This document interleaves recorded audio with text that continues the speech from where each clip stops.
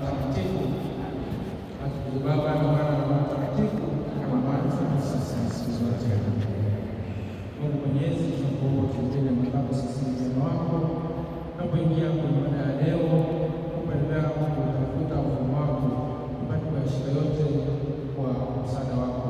Shina Mtakatifu, kwenda kurudia mapande yake na matunda yake ndani yetu, na kuamsha kila ambacho tumepanda ndani yetu katika kwa Kristo Bwana wetu. Baba na Mwana na Roho Mtakatifu. Basi ninawachia vijana muongee mambo ya vijana. Mapendo Yesu Kristo. Basi asante kwa wapaji. Napenda kuwakaribisha vijana wote kwa leo siku ya pili. Wakati tumeanza kazi zetu za mzunguko, kama baba sasa amesema, tunaanza na semina. Semina tutaendelea ndani wakati wote kusubiri wenzetu ambao wamesema kwa sisi. Kwa hivyo basi tupende kuhakikisha maisha yetu aweze kuendelea mbele na kuendelea na kutupatia kile ambacho wanataka. Makofi kwa Bwana.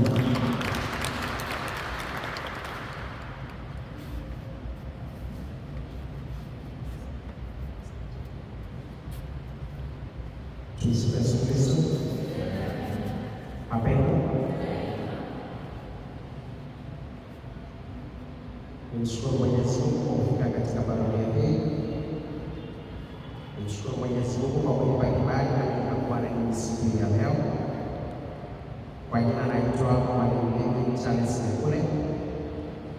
Natokea katika parokia ya Kipawa Airport.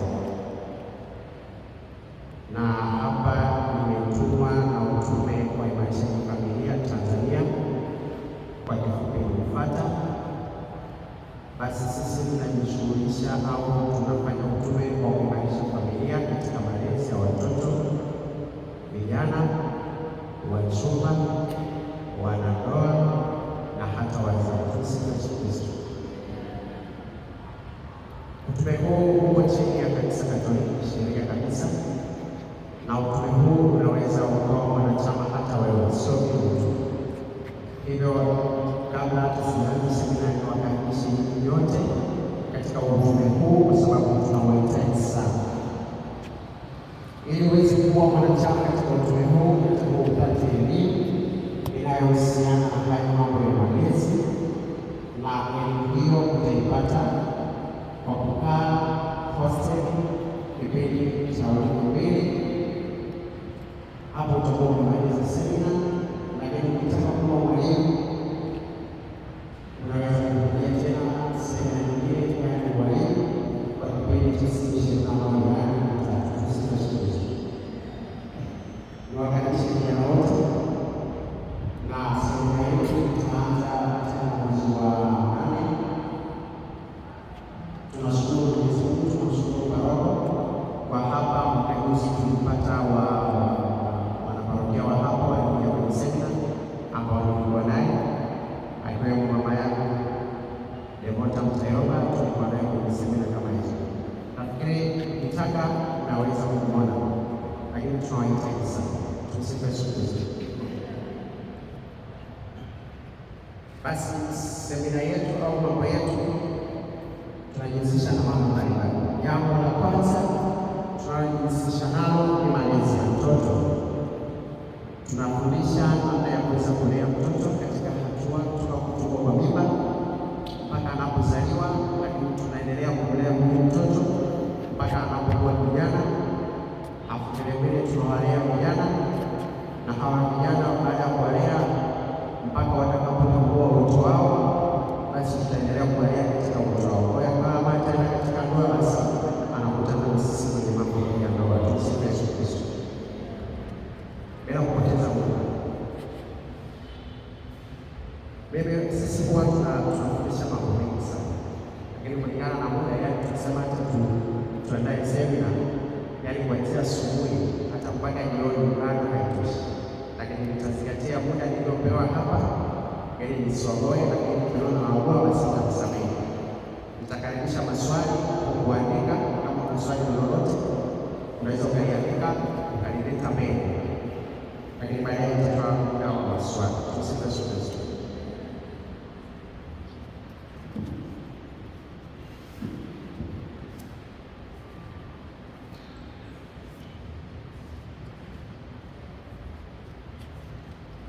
Basi somo langu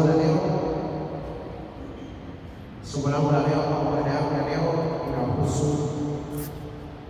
au kichwa cha habari kitakuwa kinasema kuwa uhuru wa kuchagua.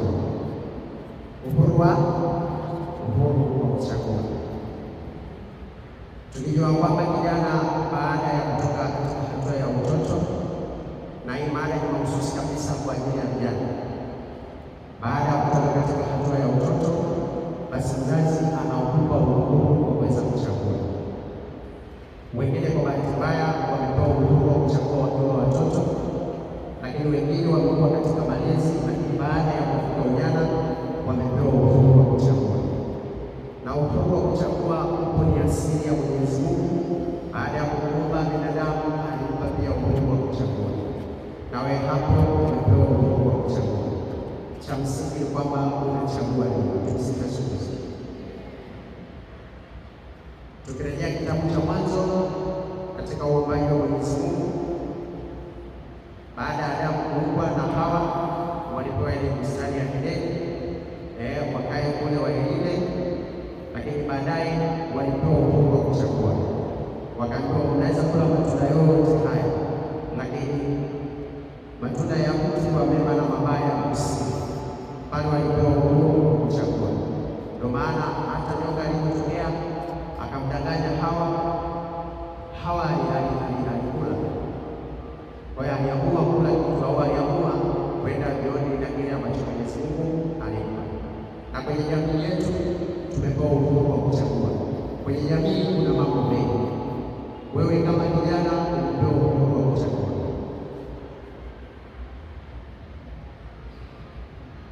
Tukiingia kwenye jamii sasa hivi kuna mambo mengi yanayoibuka.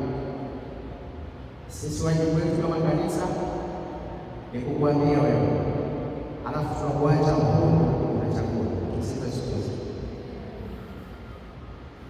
Sasa tuone kitu gani ambacho kinakuwezesha wewe uweze kuchagua. Uweze kuchagua.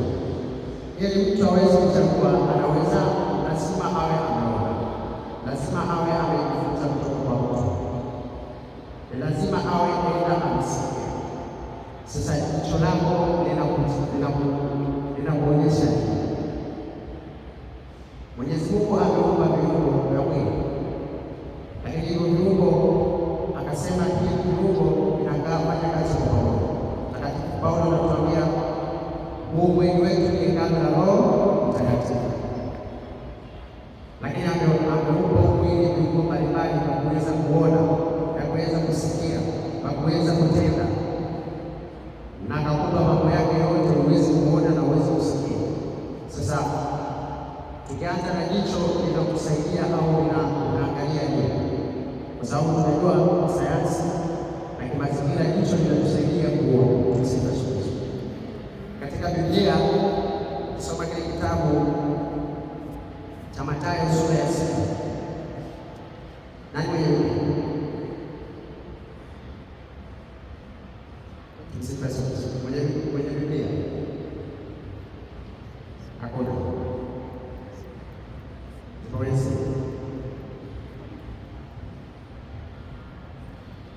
Mwenye Biblia alifungulia Mathayo sura ya 6 mstari wa 22.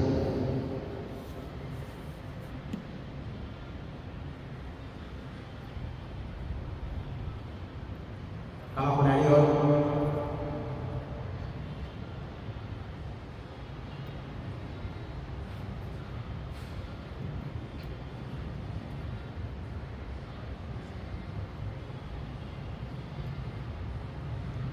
Mathayo 6 sura ya 22 nasema hivi: taa ya mwili ni jicho. Basi jicho lako likiwa safi, mwili wako wote utakuwa na nuru. Taa ya mwili ni jicho.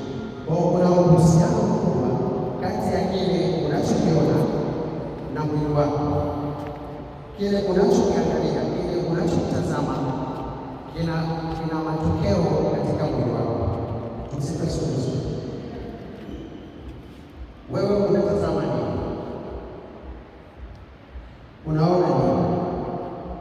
ukiwa unajua kabisa kila unachokitazama kinaenda kuleta matokeo katika mwili wako. Inawezekana ikawa matokeo hasi au yakawa matokeo chanya. Kwenye simu unatazama nini? Unajaza bado ili utazame nini? Tumsifu Yesu Kristo. Na kila mtu ajiulize, tunapotumia simu tunaweka bado kwa ajili ya kutazama nini? Unatumia hela gharama kubwa, unatazama nini? Tukumbuke somo letu linasema kwamba uhuru wa kuchagua. Kwa hiyo kwenye social media tumepewa au mitandao ya kijamii umewekwa vitu aina mbalimbali.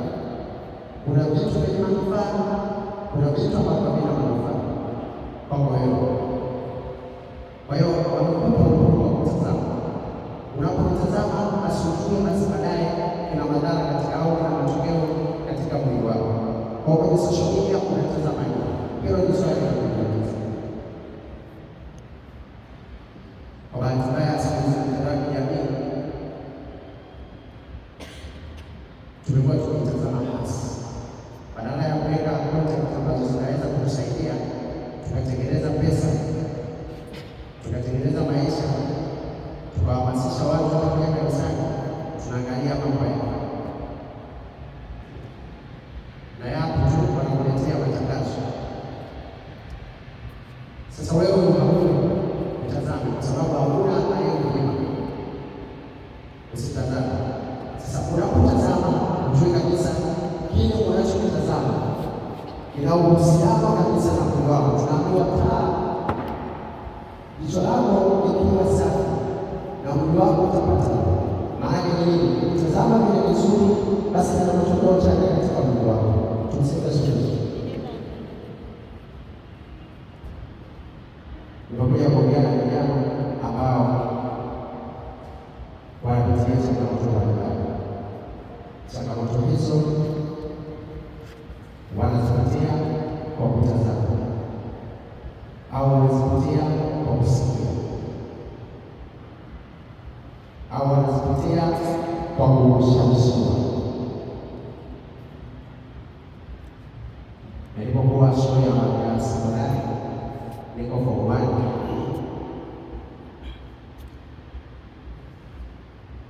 shule kubwa tu ya injinia. Na siku yangu ya kwanza naingia toilet au chooni, na mkuta mwanafunzi mwenzangu wa form 1 ananichua kwa kuna nyingine anafanya masturbation. Yuko serious, sitaka nisahau, lakini mimi nilifanya, niliona, lakini baada ya kuona ili nyaki nini wataebeba ilikuja usiku bado tukana hapa sawa. Mimi sio kutana nacho alikuwa anafanya ni kwa nini natumia sana tena, ni mtoto wa tajiri mkubwa kweli. Baadaye na mimi nisiwafiche, nilijaribu. Tumsifu Yesu Kristo. Nilijaribu nilipofika nyumbani usiku, nilijaribu kusema mbele ya hapa, mbele ya Yesu Kristo, siwadanganya. Nilijaribu kujichukua, lakini nilishindwa. Sikuweza kufikia lengo ambalo yeye alikuwa anafikia. Baada ya kuona sijajua aenda kutumia sabuni kidogo au ilikuwaje, niliona pana kwa ilikaji, lakini bado nikawa natafakari. Baada ya kurudi nikalala usiku. Baada ya kurudi nikala nikamaliza, nimeenda kujisaidia ili nilale, nakuta kuendelea kuyapimba kwa sababu naona hisi yamepimba. Sasa katika siku ambayo sikulala mpaka ndugu wangu ikaniuliza, nilikuwa naomba usiku na shughuli naendelea kulipa, nitamwambiaje mama? Tumsifu Yesu Kristo. Mpaka nikasikia ndugu wangu sijapata usingizi, lakini kilichokuwa kinanitenda kila muda ulipokuwa naenda yalikuwa yanapungua, yaani yalikuwa yanatoka katika hali yake. Mpaka nilipofika asubuhi bado maana kama yamefika fulani, lakini nilipoenda shuleni nikafika tena shuleni nikaangalia nikakuta nilikuwa sana. Lakini nimefanikiwa, ilikuwa ni moja kwa moja nimesaidia kwenye dalili au kwenye madhara ya maisha. Sasa yamkini na wewe kuna wanafunzi wenzako, yamkini ulijifunzia shuleni, yamkini ulijifunza kwa ndugu ya mama. Sisi tumesoma kwetu, nilipofika hapo tarehe niliwaona walikuwa wanafunzi shuleni wanafanya haya mambo.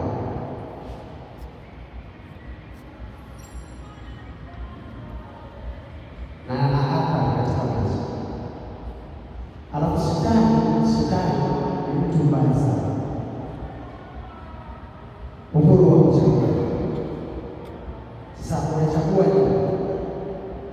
Mwenyezi Mungu tunaona aliwapa msaidia yeye, akamweleza matunda yote, lakini amesifu wa matunda ya mema na mabaya asingekula, na kila utakufa.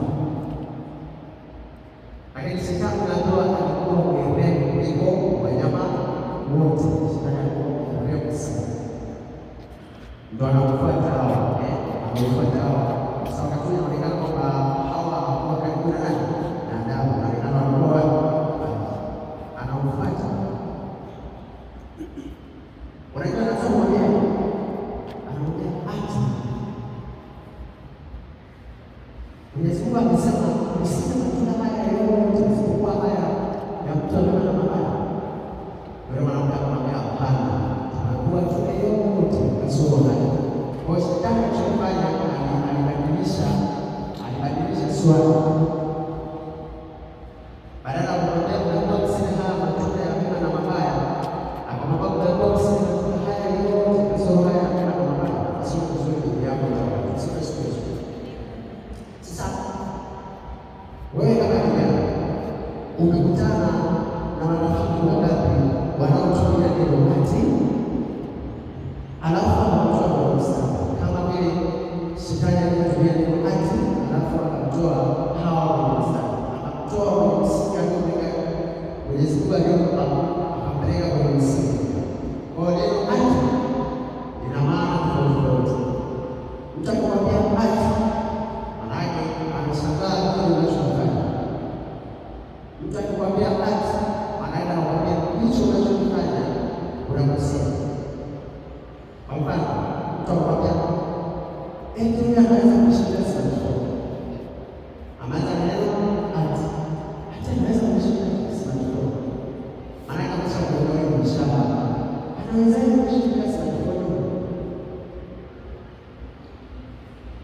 Hata huyo anaweza kuishi siku tano bila kuweka bana. Manake ameshaona wewe kuishi siku tano bila kuweka bana haiwezekani. Hata huyo anaweza kuishi bila kuchukua. Sasa sisi tunaona neno ati. Je, wewe ukutana na marafiki wangapi? Wewe kama nyoka wanatumia neno ati, wakakutoa katika misingi ambayo wewe ulikuwepo, wakakupeleka kwenye misingi hiyo.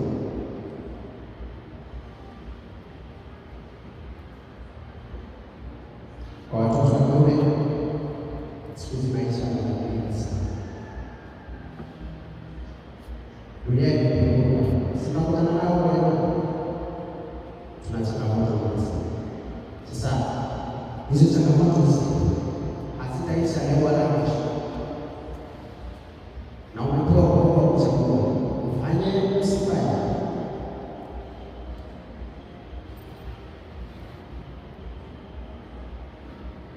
Nilikuwa natumiwa hospitali fulani,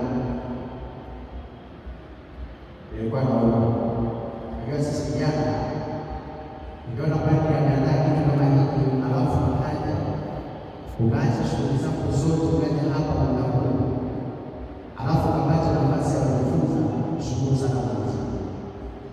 Hebu nipigeni kwanza makofi,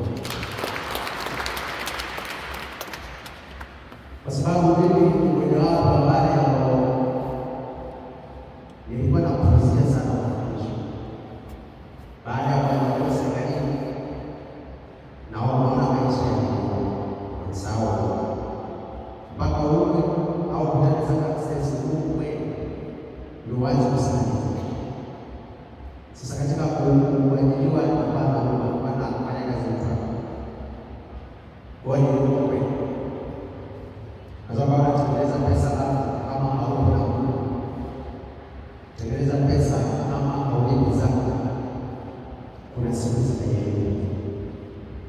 au umesoma hautapata kile kiwango ambacho Mwenyezi Mungu amekuwekea. Jitahidini kutengeneza pesa, au jitahidini kutimiza viapo vyenu. Kama unasoma leo kama ngoja kumwambia Mungu nipe kazi yako, nitakutolea sadaka. Mshahara wako kwanza wote utakupa wewe. Alafu kufanya hivyo, jitahidi kufanya. Alafu utaona baraka zako. Kwa baada ya kujaliwa mimi kanisani nilikuwa nisikia na hatimaye wa kule asilimia kubwa ya Waislamu. Kwa hiyo kanisa lipo tu, lakini wale wanajua kuliko ibada Mungu wao. Naingia kanisani nakuta watu sita, watu kumi. Wakizidi sana kuna tano na nane. Lakini sasa baada ya kuomba nikawa nakuja kile hospitali. Hospitali moja kwa sababu sasa baada ya kuomba hospitali nikawa nakuja lazima uombe pesa kubwa ufike kwenye hospitali ile baina. Sikuwa pesa kubwa ndio kupata mtu wa 300 na daktari specialist anakuja na tibu ya sitini au 30. Nikaa pale kwa pesa kubwa mpaka saa 11 ndaka moja. Alafu anasema siwezi kunaje, siwezi kujiuza na wewe. Sasa wakati naendelea na matibabu, siku moja nimekaa kwa mikono, kuna daktari pale, daktari aliniambia na kuoa. Nikasogea. Akaniambia bwana, ninashughulisha na kupima HIV. Ninakuomba kama kijana kama inawezekana kupima HIV.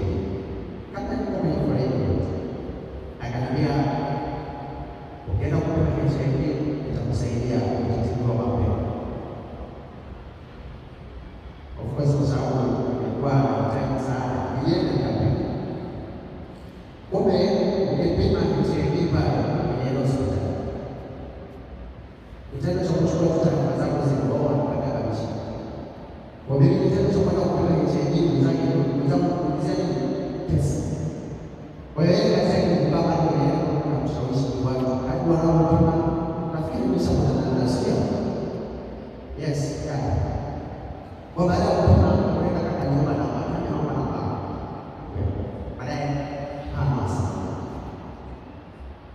Siku moja anaendelea na shauri ya mbele ya baina. Siku moja akapita asubuhi na mapema. Akaniambia naomba nisaidie. Hapa sasa akasema ushikaji na ameshawahi na dokta, kwa hiyo siamka tena saa moja. Naamka saa moja, fika pale saa 5, naamka angalia kwa kama na nisia. Saa 12 nimeshaenda kwa dokta. Nishamaliza shauri. Ndio kumfungua. Sasa kumbe yule ni baba mtumisha sana. Lakini alikuwa ni shauri. Sasa baada ya kuja nyumbani pale, nikarudisha pale saa moja kasoro, baada ya next day ndio sasa yeye anataka kuondoka ile kunyaki sasa anaona anaambia nani ashukisha kwa Bwana kwa hapo alafu anakupa sasa ndani kwa bato lake alikuwa kwa bato lake sio anaona kupatia tunashikana kwa mkono alipokupatia akashika mkono alafu akainua mkono sasa sasa kaanza kupiga bato ndio hata siku ya hospitali akashughulikia mapema sana alafu nikajaambia kwa mkanda alipoficha baadaye nikajaambia ananiambia chumba fulani nimeenda kile chumba akafunga baba akaniongea anaanza nikampiga kofi nikampiga kwa kila watu nikamwambia ni usiku baadaye kupiga akashuka akachukua kitabu hapo lipa akaingia chumba kingine disposal chumba kingine disposal na kuweka uchafu alafu akanipigia simu naomba mimi kuingia chooni nikasema yeye kama ni mgonjwa mzee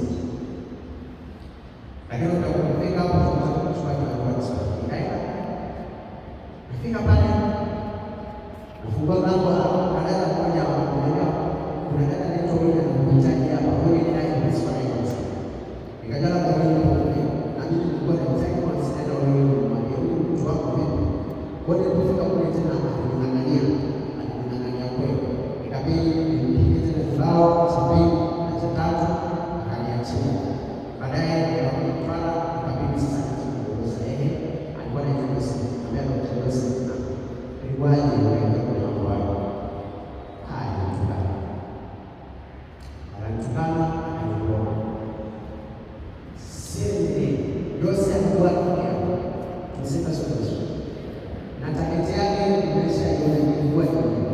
wasiokuwa rafiki yako.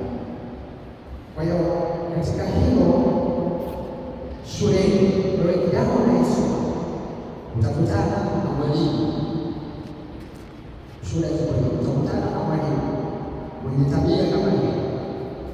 Naongea na wanaume tu, mwenye tabia kama hiyo, wewe uko na uhuru wa kuchagua ufanye au usifanye. Shuleni utakutana nao, wapo bahati mbaya, wapo walioadhibiwa na wajomba, wapo walioadhibiwa na kaka, wapo shuleni tunakutana nao walishaadhibiwa.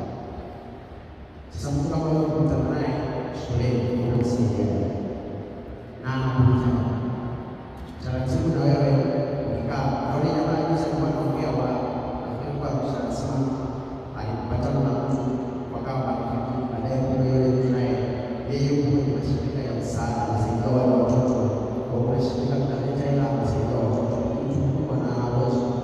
Lakini sasa yuko kwenye mazingira ya shamba shule. Kwa baada ya kumwona jamaa bana anaona anajenga fulani, wale jamaa akataa amemwagia serikali sasa siku mpaka watu sasa hivi hana macho kabisa, haoni kumwagia serikali usoni, lakini kwa sababu tumsika sote. Lakini wapo wale ambao tayari hawajui makubaliano na maisha yao. Madhara ya kufanya hivyo ni hapo sasa. Once unakutana na circumstances kama hiyo, madhara ya kujua madhara yapi ya ushauri wa watoto wako.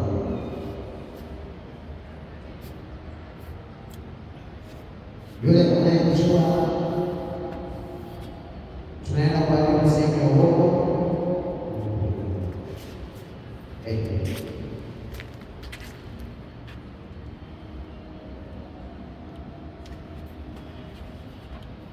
unapofanya hivyo viungo vyetu vya uzazi unaweza ukawa unachukua chini, unatumia maombi yako, lakini kumbuka kwamba viungo vyako vya uzazi vinaanzia sehemu ya kichwa. Kichwa ndio kina control kila kitu katika mwili wako. Kwa hiyo sehemu ya kichwa ipo sehemu inaitwa hypothalamus. Hypothalamus ni sehemu ya kichwa inayohusika na mfumo wa uzazi. Hypothalamus inapoharibika, inapokuwa addicted kwa kujichua, kuliacha hilo tendo ni ngumu. Unahitaji neema ya Mungu na maamuzi magumu. Once unapoanza sehemu inayoharibika ni hypothalamus, inatunza kumbukumbu zote za raha za starehe ulizozipata, na once mwili wako unahitaji kupata ile starehe, unaiambia hypothalamus, na hypothalamus inakuchochea wewe uendelee kufanya kile kitu hata kama utaoa. Uwe kwa mwanamke, uwe kwa mwanaume, hata wanawake siku hizi na wenyewe wanasema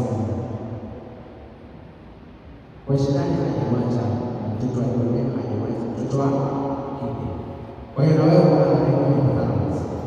Kwa hiyo kuacha ni wewe, especially unapokuwa idle, unapokuwa unakaa hauna kazi. Msaidie kijana kuwa na kazi, hata kama hauna kazi, fanya sehemu, usikae bila kazi, usilale ndani mchana. Unapolala shetani anapata nafasi, kama vile awali wanafanya kwa chini ya kivuli ya kutulia, shetani pale ndo anatokea. Wakati Mwenyezi Mungu akisema wewe unapokaa bila kazi, ndio shetani anatokea pale. Hebu chukua hiyo simu,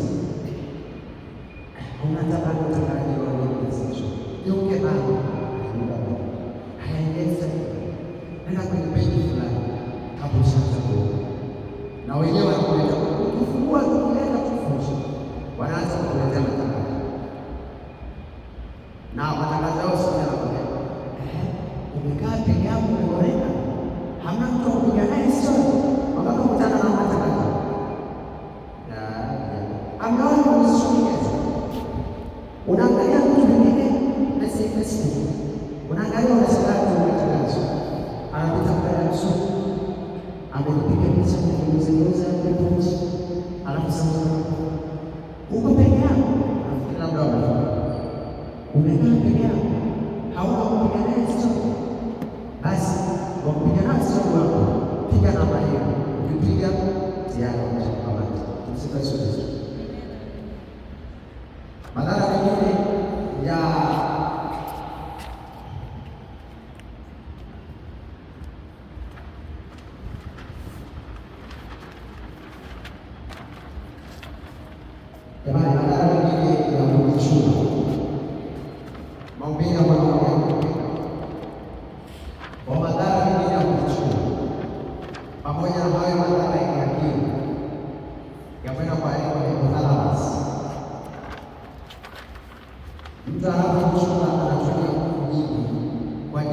kufunga mbegu zote kutoka nje kwa kiwango cha hali ya juu, anatumia nguvu kweli.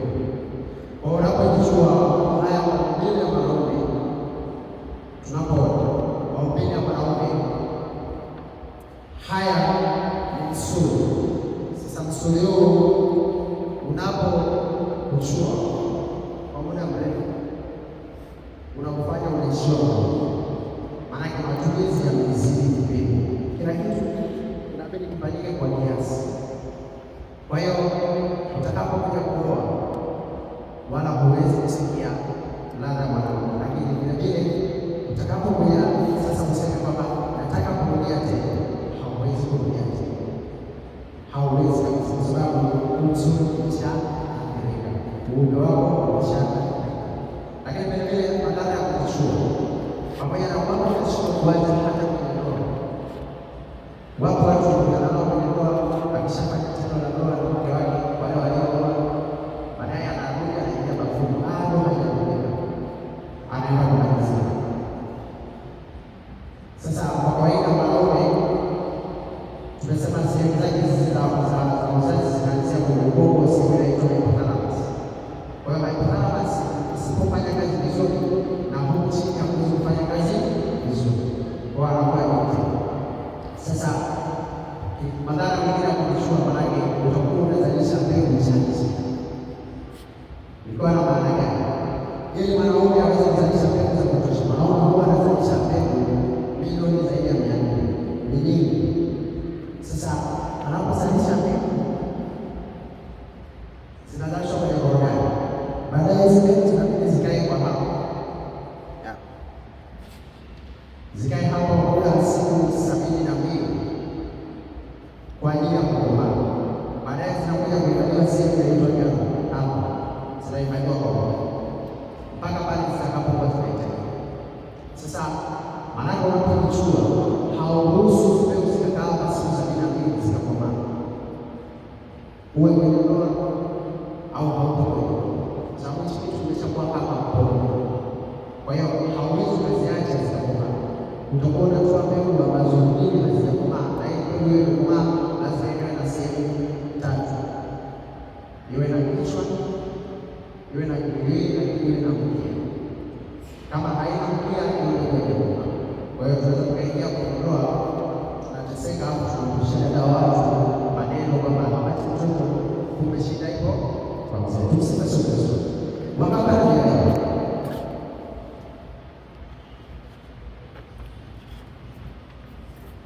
wanaume tunakuja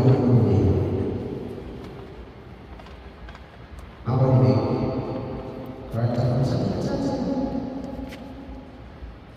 sasa. Upande wa wanawake wenyewe katika swala la kuchagua wenyewe, masharti wanakwambia unaweza kukaa bila kufungua na mahusiano. Niulize hilo swali, kukaa bila mahusiano inawezekana?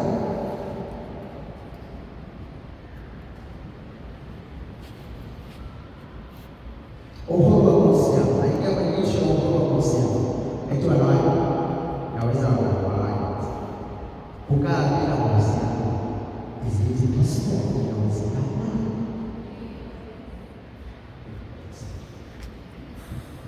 inawezekana? Inawezekana.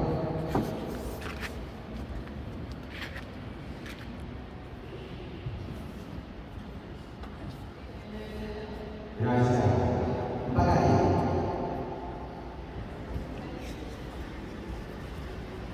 Au chochote cha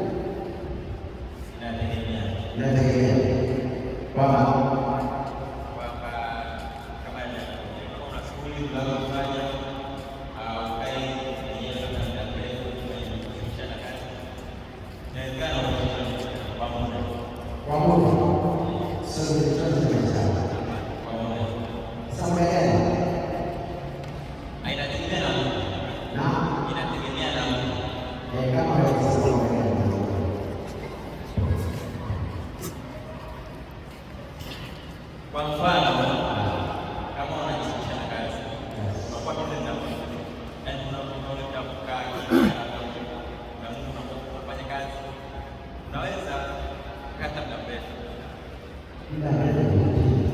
Miezi sita.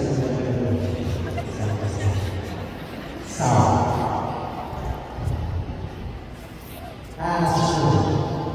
Sasa kwa swali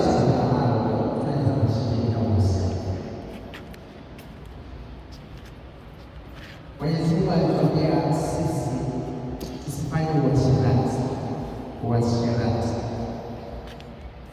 Nikisema uasherati namaanisha wale ambao hawajaoa. Kama wewe hujaoa unafanya uasherati. Wale waliooa wanafanya tendo la ndoa. Wale waliooa na kuoana wanafanya tendo na mtu mwingine au wamezini wakabadilika. Basi ulizimia kukaa bila kufanya uasherati inawezekana kabisa. Inawezekana. Sisi tunapokuwa alafu wanaume inawezekana zaidi ya mara mbili.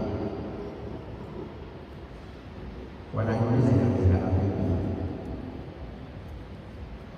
Pamoja na kwamba wametoa vitu sana kwa kufanya kazi, kwa kujishughulisha na mambo mengi, lakini Mwenyezi Mungu aliweka njia.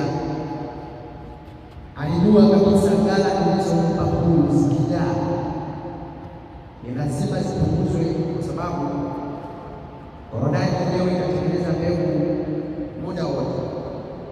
Kwa hiyo ndio maana tupatia zile ndoto nyewe. Swali lingine kwa ndoto nyewe tunazijua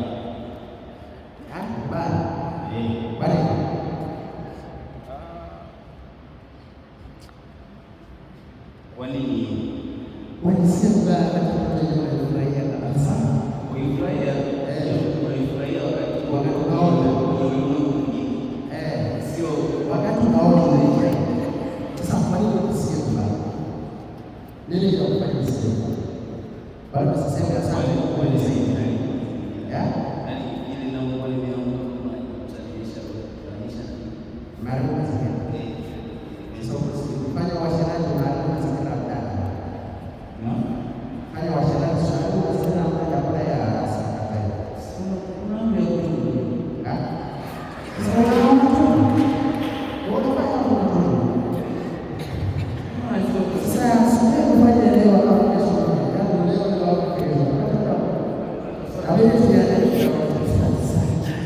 Kwa hiyo jamani, uwezekano wa kuishi bila kufanya tendo la ndoa upo, especially kwa sababu zinapoja Mwenyezi Mungu atupatia ndoto ndefu kwa wale wanawake ndefu kama msijui ni zile ndoto ambazo wanaona anaota usiku, alafu bado mbegu zinatoka, anapolale hayo mambo yanakuwa sawa kabisa. Kwa hakuna haja ya kutafuta mwanamke, kwa sababu mwanamke sio mtafuta kwa ajili ya kutoa zile. Sasa Mwenyezi Mungu anamsaidia peke yake. Kwa kuvumilia mwezi miwili zinatoka tuzijaza. Msikasubiri. Maliza na wadada tunapitia changamoto nyingi sana sasa hivi. Changamoto hizo zipo kwenye maisha kama hizo. Umekutana nazo shuleni, umekutana nazo nyumbani. Lakini changamoto hizo usipofanya uchaguzi sahihi unaingia kwenye madhara. Mambo ni mengi na dakika 20. Sasa dada zangu, na nyinyi mnaweza kukaa bila kufanya uchaguzi, kwa sababu nature ya mwanamke, maumbile yake huwa ana mbegu zake mbili au sio mbegu, kwa sababu mwanamke huleta sana mbegu. Tusichokijua au tunachokijua ni kwamba mwanamke anapozaliwa moja kwa moja siku ya kulia anazaliwa na uzazi wake wote. Maanake nini? Anapozaliwa kutoka tumboni anazaliwa na mayai yake yote, na wastani mwanamke wa hali ya kawaida kabisa. Kwa kawaida mwanamke anakuwa ovari ya kushoto na ovari ya kulia, na anapokuwa anazaliwa ovari ya kushoto na ovari ya kulia kwa wastani mayai 200 kushoto 200 kulia, lakini wengine wana mayai 250 kushoto 250 kulia, kwa wastani wa mayai ya mwanamke huyo mmoja anazaliwa nao yanakuwa ni sawa. Kwa uzazi wa mwanamke anajaliwa na Mwenyezi Mungu na anakuja nao duniani, tofauti na mwanaume. Mwanaume anapobalee anaanza kutengeneza mbegu, lakini mwanamke akizaliwa moja kwa moja anazaliwa na uzazi wake. Lakini inaonyesha kwamba inaonyesha kwamba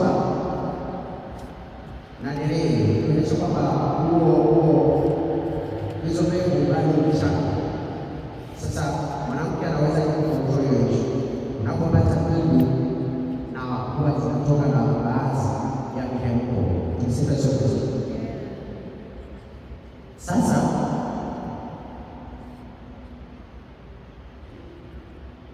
Sasa tuone sasa kwa upande wa wanawake. Tunaongea kitu na wanawake kuna mambo mengi sijawagusia kidogo, na lakini kama tatu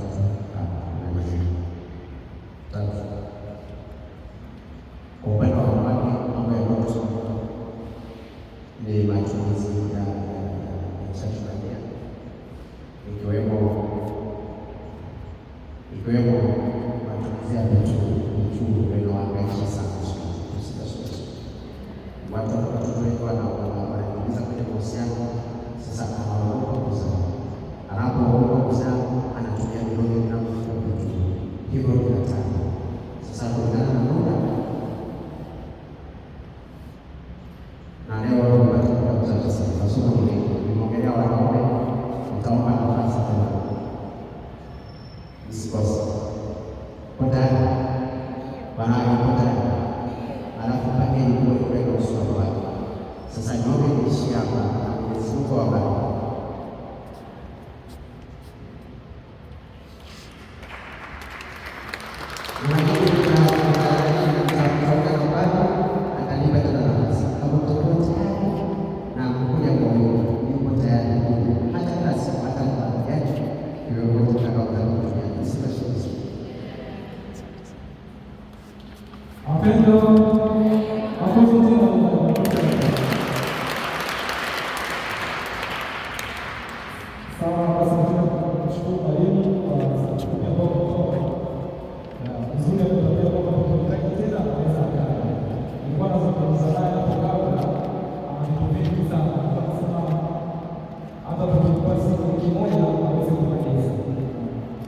kwa mawasiliano